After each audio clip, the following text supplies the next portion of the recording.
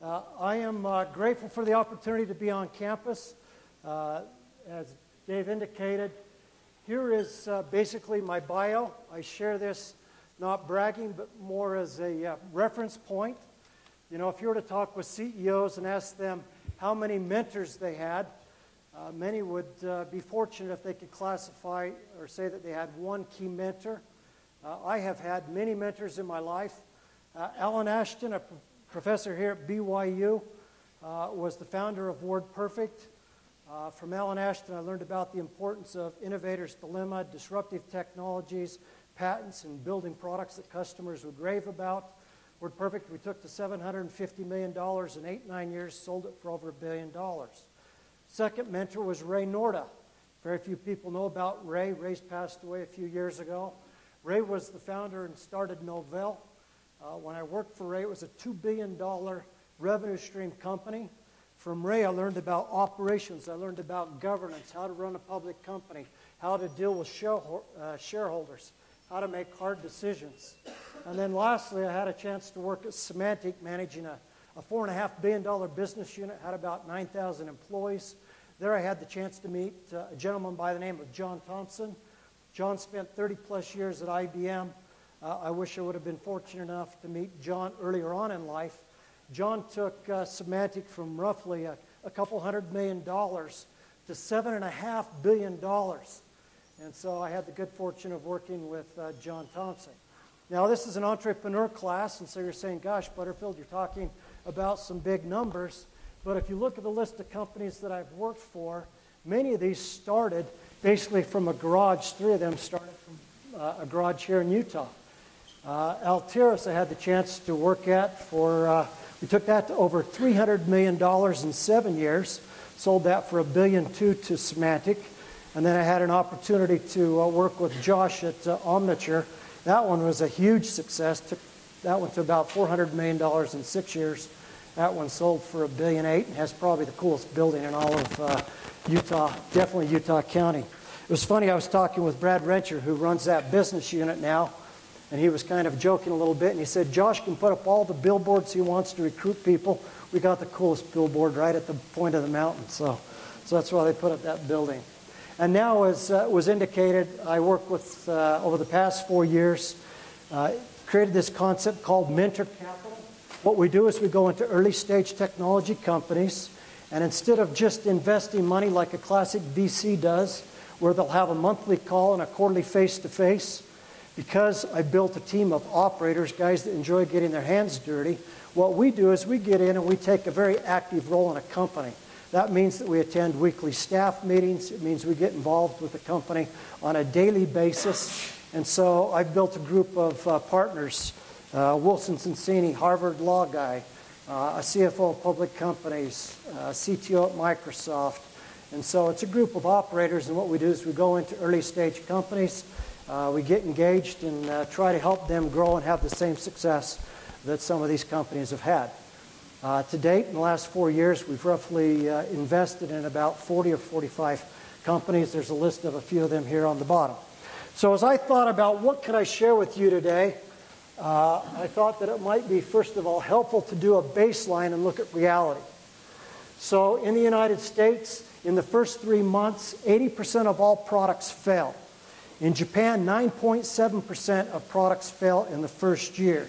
According to the Small Business Administration, 15% of businesses fail within the first year, 38% fail in the first 2 years, and after 4 years, approximately 50% of all businesses that start fail. I was just reading an article the other day out of the Harvard Business Review. They said that of the original 500 index, in the last 40 years, only 70 of the original companies still exist. And so the facts are, the odds are against you, a lot of companies fail. And so what I hope to do today is not provide information in a specific sequence, but just share with you what I'm going to classify as scar tissue. I've learned more from making mistakes than doing things right. And so I hope that part of our discussion today and then Q&A afterwards, we have an opportunity to talk about core tenets, principles that I think are key for any successful company that I've been involved with. The first is, I've titled Change. The good news is you can now start a business with a couple $100,000, where just 5 to 10 years ago it would take roughly $10 million to start a software company. With Amazon Cloud, with open source, with Google, you can basically get an office started in your garage for a few $1,000s. That's the good news. The bad news is everybody else can create a business with that same level of barrier to entry. There is somebody sitting on the other side of the pond that might not be sitting in as cool of a classroom as you're sitting in, that doesn't attend a college where they begin with the word of prayer, that might be very hungry and very eager. They are now your competitors. And so the first thing that I think is important is to realize is today we live in a world where change is happening at a much faster pace than it's ever happened before. 5 years ago, you could create a piece of technology, you could put a few patents around it, you could have barriers to entry, and you could have a revenue stream that was guaranteed for 10 plus years. Now businesses can start very fast, but they can also fail at the same rate that they start. And so the first thing that I put down in order to build and create a successful company is you need to create an environment that takes into account geopolitical, technology, all the different macro factors that are needed to determine what needs to be successful, and you need to put together a management team that understands that change is going to happen. Part of change is pivot. The second title I put here is you're prepared to pivot, succeed. Successful company strategies must be transitional. You all see the billboards, you see the success of Omniture, and you see that it sold for $1.8 billion.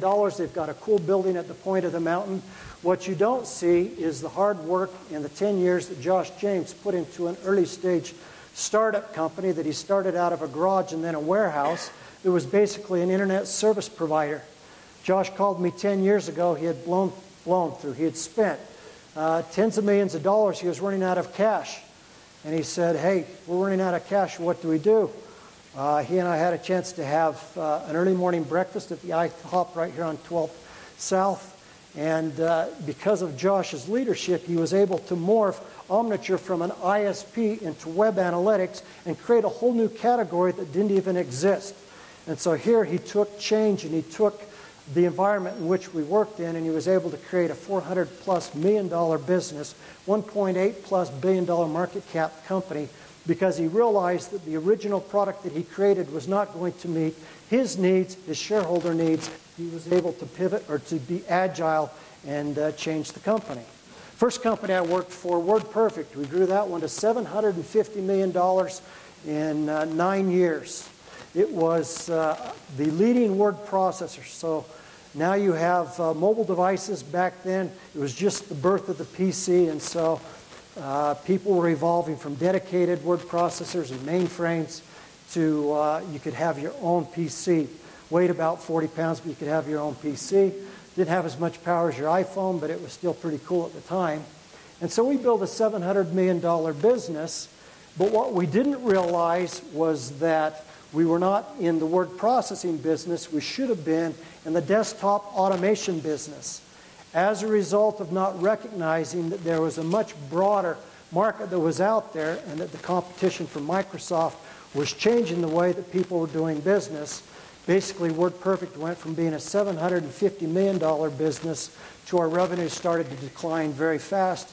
And we ended up selling that business for approximately $1.1 million to Novell. That business could have sold for $5, $6, $7, $8 million, and there could have been a competitor to Microsoft. Had we pivoted and recognized early on that people were not buying word processors, they were looking for office automation, which meant that they wanted email, they wanted calendaring, scheduling, spreadsheet, presentations, those types of things. Novell. Novell pioneered distributed computing. So they started, first of all, with the technology that allowed you to do file and print.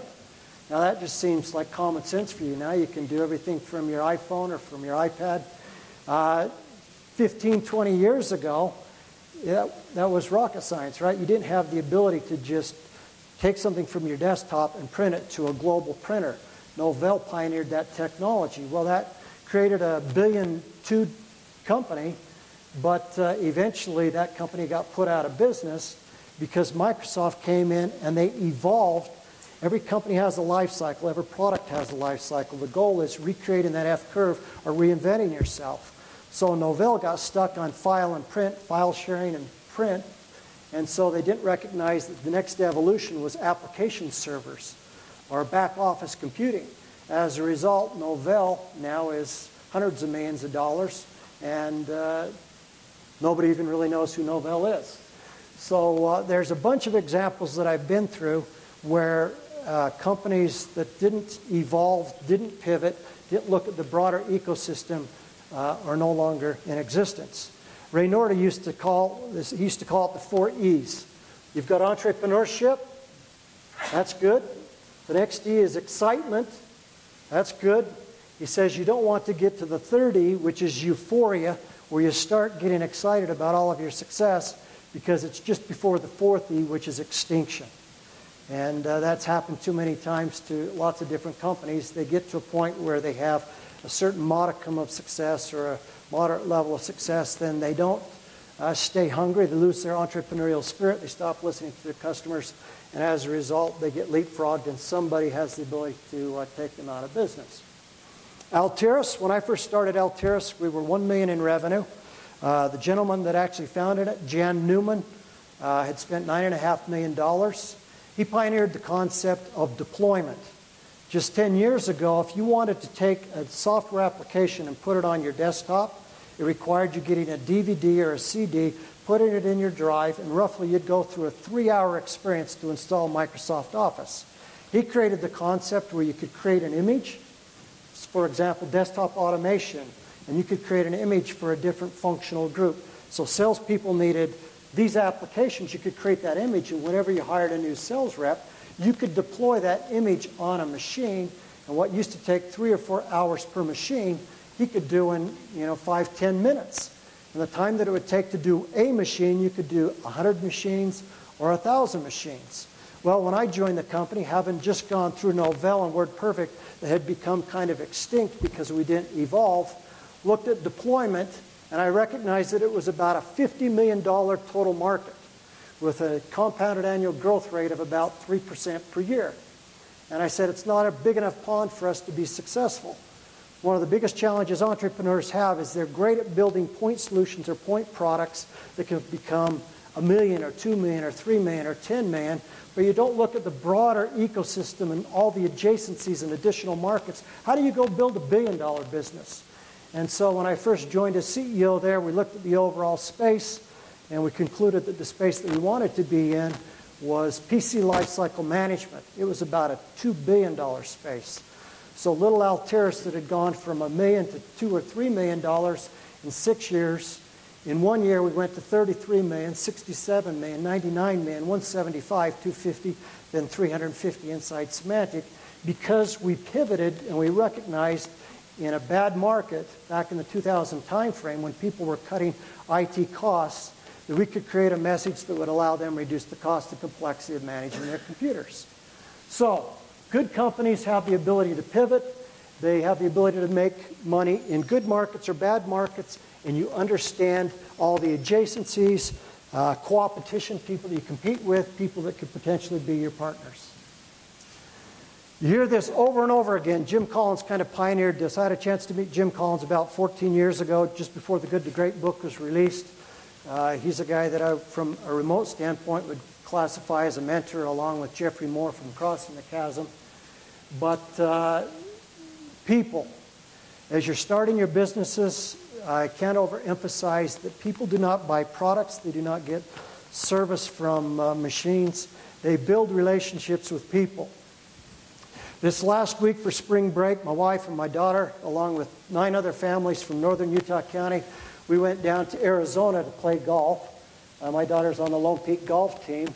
And one of my clients, Allegiance, which actually came from this entrepreneurship here at BYU, a young man by the name of Adam Edmonds started that company, who was got his MBA here at BYU. They have a client, Avnet. Have you ever heard of Avnet? Anybody? $18 billion business, headquartered out of Arizona. They had a $427,000 annual contract that was up for renewal They weren't going to renew it because the product wasn't meeting their expectations. Well, I was going to be in Arizona, so I called up the CEO and I said, is there any way I can meet with you while I'm down here on family vacation? He was impressed that I was willing to take time out of vacation to come and meet with him. His weekly staff meetings Friday from 12 till 4. He said, I'll give you from 1 to 2 o'clock.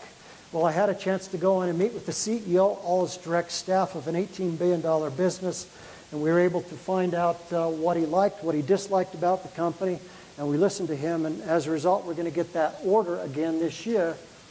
But the thing that he said over and over again is the only reason we've stayed with your company is we like the people, and we believe that eventually you guys will figure it out. So as you're going and building your businesses, as you're starting companies, it's important to build a culture and align yourself with people that are the best of the best, that have the capacity to take you to something that's much bigger than where you're at today. First to, then what? Based on the speed of technology, every 18 months, Moore's Law says that things get twice as fast and 50% smaller. The product that you have today will not be the product you have 18 months from now, and today you're starting your next product. So all the companies that I've ever been involved with, they've had, I call it a zero bozo factor, or they hire people that are the best of the best or have the capacity to become the best in their specific space. Now that I'm a venture capital guy and I'm out investing in companies, first thing I look at is they want to start about, it's the world's biggest market, there's this growth rate, here's why we're the only people that provide this and why we're better than everybody else. First thing I start out with, I said, tell me about your team. Tell me about the guy that's writing the code. Tell me about your sales guy. What has he done before? And so, people, people, people. All right, second, next thing I put down, once again, these are not listed in any specific category, is listening. This was a study that was done by Bain & Company. They interviewed companies and they said, how many of you feel like you listen to your customer? Survey said, 80%. We do a great job. We listen to our customers. When they ask those companies' clients, how many of you feel like the company listens to you? 8% said that they would agree with that statement over there.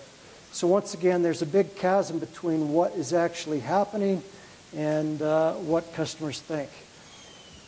Building a successful company is not rocket science. WordPerfect. Alan Ashton built the first word processor. How did they build it? He was a professor at BYU. His partner was a professor at BYU.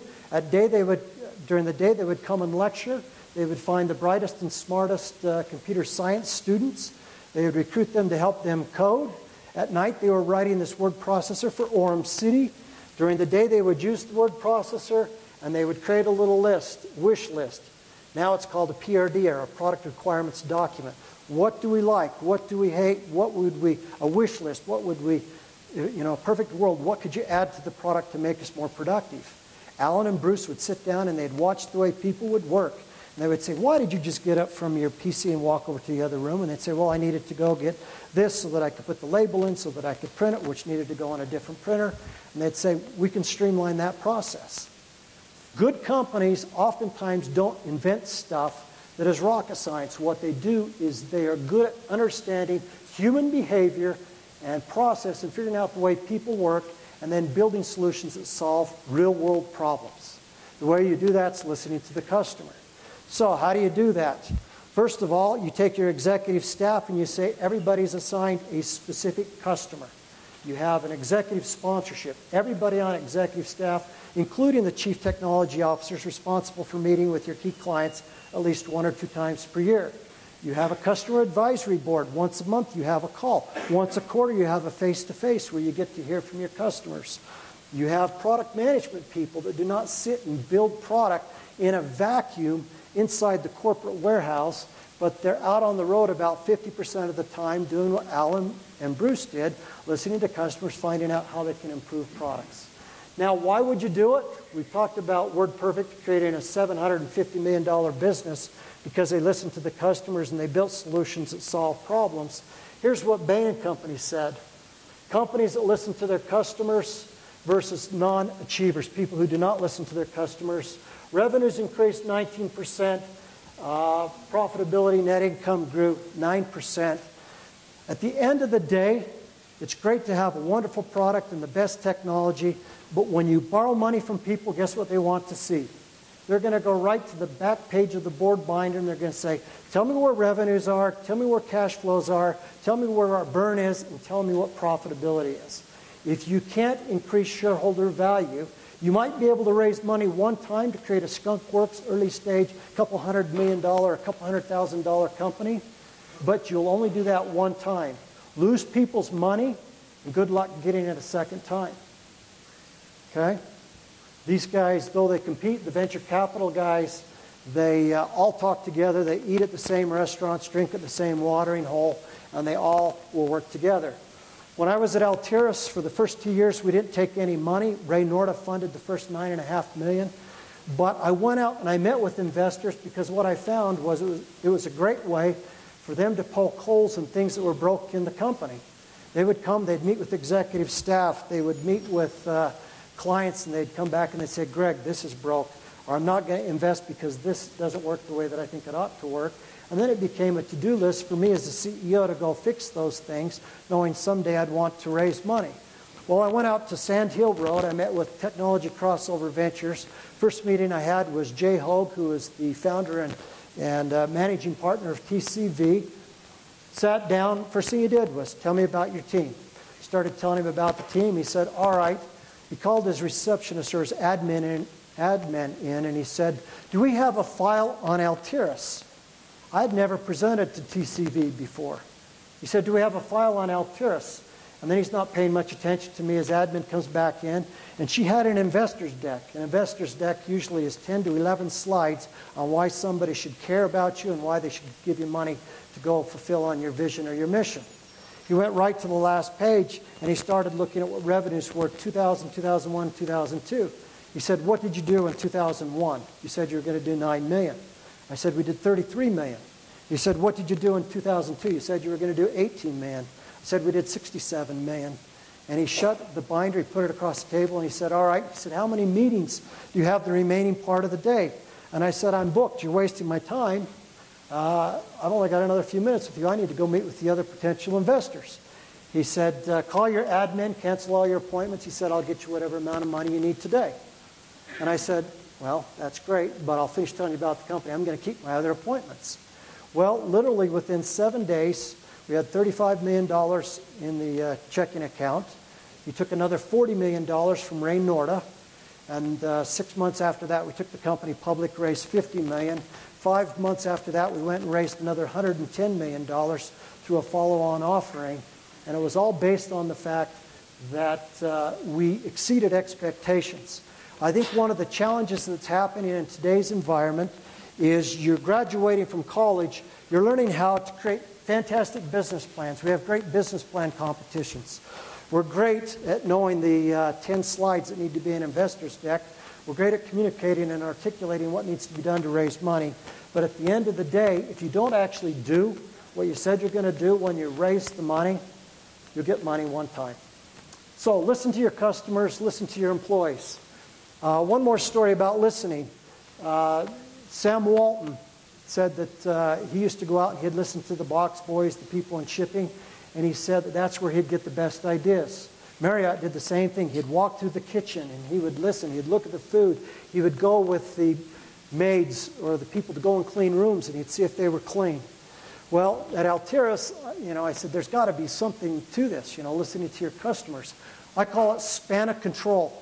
I never wanted to have more than 5 layers between the customer and the CEO. Because somewhere between all those layers, information's going to get filtered and you're not going to get facts. Because everybody wants to look good. So the employee wants to look good, the manager wants to look good, the director wants to look good, the VP wants to look good, the senior VP wants to look good. Finally, the CEO's getting a bunch of crap and none of it's true, right? And so I used to do this thing called Bagels with Butterfield. I'd start my week off at 7 o'clock in the morning, wanted to be the first guy in the office, and we'd say, all right, come prepared with 3 things that we do well, 3 things that we need to improve on. I met with the customer support people one day. A gentleman by the name of Joe Webb had only worked with us for about 9 months, came and he was eager. He had all this data. I mean, he had a whole binder full of stuff. And so we started our breakfast. We had our food, our coffees and juices and things. And he said, I'm prepared. And I said, all right, Joe, what do we need to do? And he said, I don't want to talk about good stuff. He said, I want to talk to you about something that I think's broke. He said, did you know that about 65% of all of our support calls are around the notification server installation process? Did you know that notification server installation process equated to X number of calls? It took X number of minutes to solve them. They weren't solved until 4 calls, and he had it all calculated out. He had a spreadsheet, and he said, did you know that we're wasting X amount of hours, X amount of man time trying to solve this problem? And he said, we still don't have it fixed. And I said, well, have you talked with engineering? And he said, yeah, but he said, I'm just a dumb little support guy. I worked here 9 months and I've got red hair. So I said, all right. So I called the CTO up on the Polycom. I said, Kinghorn, get in here. Kinghorn came in and I said, who does notification server install? He said, well, that's Jonathan. I said, Jonathan, get in here. Long story short, here an employee, 9 months at the company, was able to calculate what was broke. Customers were unhappy. You had critical situation number 5. Systems were down because they weren't getting things installed. It ended up saving the company about $13 million, and hard to equate that into revenues that were increased because that was just the cost associated with the pain of doing business with Alteris that was identified from listening to an employee. Well, I was excited the next month. Once a month, we'd stand up, we'd have a company meeting, we'd recognize people that had done great things, and we sent Joe to the Grand Wailea in Maui for 10 days with his wife. So listen to your customers, listen to your partners, and listen to your employees. Ray Norty used to say, once again, he's one of my all-time favorite mentors. Ray used to say, take care of your employees, take care of your customers, take care of your partners, and Wall Street will take care of itself. The problem in today's economy is we're spending too much time on the wrong side of the equation. We're spending all our time on the other side of the equal sign, focused on Wall Street, doing unnatural things to drive revenues instead of just fixing the business. So listen, listen, listen. Listen to employees, listen to customers, listen to your partners. Another topic, focus. One of the biggest challenges I see now that I've got about 40, 45 accounts in my portfolio is that in an early stage startup mode, you're trying to drive revenue, you're trying to be customer-centric, customer-driven, and people are willing to do everything and anything. And so I myself have fallen into this same trap before, where at the beginning of the year you'll have your top 10 things that you want to accomplish this year. You can't do 10 things really well. You can do 1, 2, or 3 things max. And once again, Jim Collins calls it the hedgehog. You've all read Jim Collins' book, Good to Great? If you haven't, pick it up on the way home. Must read the Bible of how to start and build successful businesses. He did a study with an MBA class out of Stanford, how companies went from good to great. One of the top things was the hedgehog. What can you win at? What can you win at? What are the key barriers to entry? What are the differentiators? What are the things that you can do that nobody else can do? So what can you win at? What are you passionate about? If you're not excited or you're not passionate about your job, don't do it. There's a corollary here. You'll find that people that are good at something usually like it. If you're a good snow skier and you can ski double black diamonds, my guess is you like to snowboard or you like to ski. If you're a single-digit handicap, my guess is you like to play a lot of golf. Same thing's true with business. If you're passionate about something and you want to solve a problem that's really big, you're good at it. So what can you win at? What are you passionate about? The third ingredient is what can you make money at? I can't tell you how many companies I've met. I probably have 1,000 companies come through my doors every year. And a lot of them have great ideas. They're very passionate. But at the end of the day, you look at their business model, and there's no way they're ever going to build a business around it because you can't drive shareholder value. They don't control their own environment. So passion, you've got to make money. And then the center point where those things all overlap, the Venn diagram, is key for successful businesses. So focus and finding things that fit those 3 criteria. Customer truth. The customer is not always right. Once again, I can't tell you how many times I have made the mistake in an early stage entrepreneurial mode where we're trying to start a company and start a product, and someone will ask for a specific feature or function, and it's so challenging or compelling to say yes. When we were at Altiris, Walmart wanted us to do their systems management. They had these little handheld devices that were built on a proprietary operating system. It's what they use for stocking their shelves and their online real-time inventory. And they said, Butterfield, we need to put management of these, I can't even remember the name of these devices. We'll pay you $3 million if you'll do it. Well, what was my answer? Oh, we can do that. We'll have it for you in 90 days. And so we agreed to provide systems management on that proprietary endpoint device with 5 nines of reliability. 1 year later, well, let's put it this way. 14 years later, Dwayne Kinghorn, my chief technology officer, will still not shop at Walmart because of the pain that was inflicted upon him because we agreed to do something that we never should have agreed to do. We didn't have core competency, we didn't have IP, we didn't have the ability to do the scalability and the 5 nines. And so we spent roughly 1.5 years, almost 2 years, trying to make Walmart happy, making multiple trips to Bentonville, Arkansas, which is not my most favorite place in the world to go and visit, trying to keep them happy because Butterfield was stupid and said, yes, we can do it, because I got drunk off of trying to make $3 million.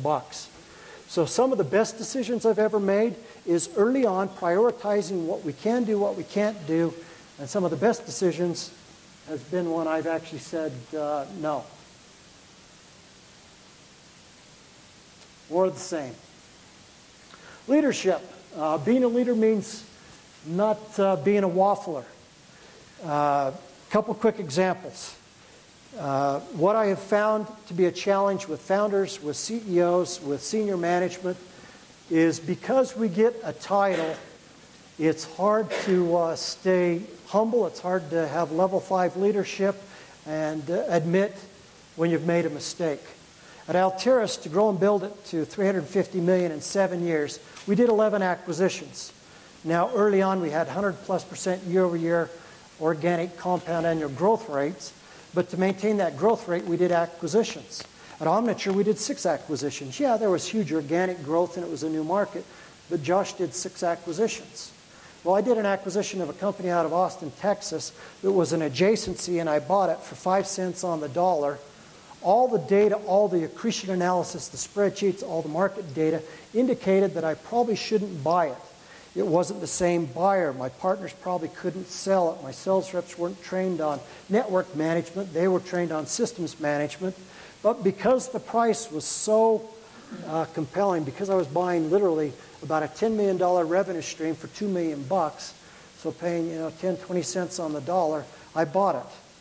Well, 6 months later, I'm on an earnings call with hundreds of shareholders, being a public company, and I had to admit I made a mistake. I bought it, it didn't fit, should have never bought it, we shut it down.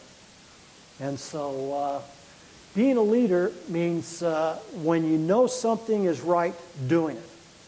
When I bought a company by the name of Computing Edge, the CTO of Computing Edge was Dwayne Kinghorn. He was kid genius, perfect score on the SAT, 4.0 all the way through college. He was class of '89. Books have been written about class of '89. It's the class that basically put Microsoft on the map. Well, Dwayne came into the company, and he was better suited to be the CTO of Altiris than my current CTO. But the current CTO was a friend, had done other deals with me, and so I went basically 9, 10 months before I finally made the right decision and put Dwayne as the new CTO and took my old CTO out and made him VP of Engineering. I've never met a CEO who, looking back on their career, said, man, I wish it would have taken another 5 months to make that decision once I knew what I should have done. So leadership means that you don't waffle. It means when you've looked at the data, you know the right answer, doing what's right. That means when you've made a mistake, you admit it. It means that when you need to make a change on your executive staff, you do it. It means if you need to do a restructuring or you need to cut costs, that you just don't do it with the workers, that you yourself feel the burden. I always have found it interesting that companies will do restructurings or reductions in force, and the people that always pay the price are the employees, the people that are on the front lines. From my perspective, if you ever need to do a restructuring or you need to cut costs, what it means is that the executive team didn't do their job. Oftentimes they sit in an ivory tower and they kind of shelter them. Sustainable business. Build a sustainable business is a marathon, not a sprint. I'll make one quick comment here and then we're kind of running out of time. What I mean by this is as you are starting your early stage ventures and as you're coming up with ideas on businesses that you want to create, think big. Look at things in a broader perspective. I can't tell you, I look at roughly 1,000 companies per year. There's probably 50 companies that actually come into me and present an idea that is something that could be a company long term. Most people invent a little teeny, point solution, technology tuck-in or service that might grow to $1 or $2 million, but eventually it's going to be bought and put into something that's much larger. Now that's not a bad thing to go and build a company that's got hundreds of thousands in revenue. And Utah's kind of the king of the small businesses. We build businesses that get to a couple, 2, 3, 5 million, and then we sell them. The problem with that is it gets sold to companies out of state. Oftentimes they don't understand the culture, of which the LDS faith is part of that culture. And literally they come in and within a short period of time, those businesses start to shrink their way to greatness. They decline and then they eventually shut the doors and those businesses are gone. People that I meet with, founders that have a bigger vision, they understand. So if you look at when you build your business plan, it starts first with core values. Then it's vision, something that's inspiring. It's 3 years out. It's something that could become hundreds of millions of dollars worth of revenue. On top of that sits your annual operating plan. What are we going to do the next 12 months? That's your mission statement. Sitting on top of that is the mapping and alignment of all the functional groups, the synergy that exists when you're quick, you're nimble, and all these groups are working together. And then on top of that is compensation. When you get to the point where you're rewarding people on results instead of activity, and you get all those components built in that sequence, then you've got a successful company. So start from day one thinking about how can this solve a big problem? How can this become a company? How can this be sustainable? Don't make short-term mistakes either through raising funds or getting into a relationship with the wrong investor that will take away your control or take away your vision. Make sure that whomever it is you partner with, whether it's a sales rep or even a senior executive, oftentimes what will happen is you'll have bright, smart, young people that just get out of school that get a great idea and they get some dorky, gray-haired old guy like me that will come in, you hire them, and you say, gosh, that guy's got tons of scar tissue, and he doesn't share the same vision or passion. He comes in, he ruins your company. So sustainability is everything from vision to annual operating plan to your core values to where do you want to take this thing. When do you want to exit? One of the biggest mistakes taking money is making sure that you take money from the right financial partner. If they are investing in your company out of a fund that is in the 4th year of their fund, that fund's only 7 years long. It's going to be out of business in literally weeks, and so they're going to look for a quick exit. They're not looking for something that's long-term vision. So if they say, yeah, we're in for the long haul, let's go build this together, Butterfield, over the next 7 years, if the money came from a fund that is year 4 of a fund and they don't have a follow-on fund or they don't commit funds out of the new fund, then they can say all they want. It's not reality. So as you build the business, sustainability, and then I'm going to end with this. The last thing is integrity.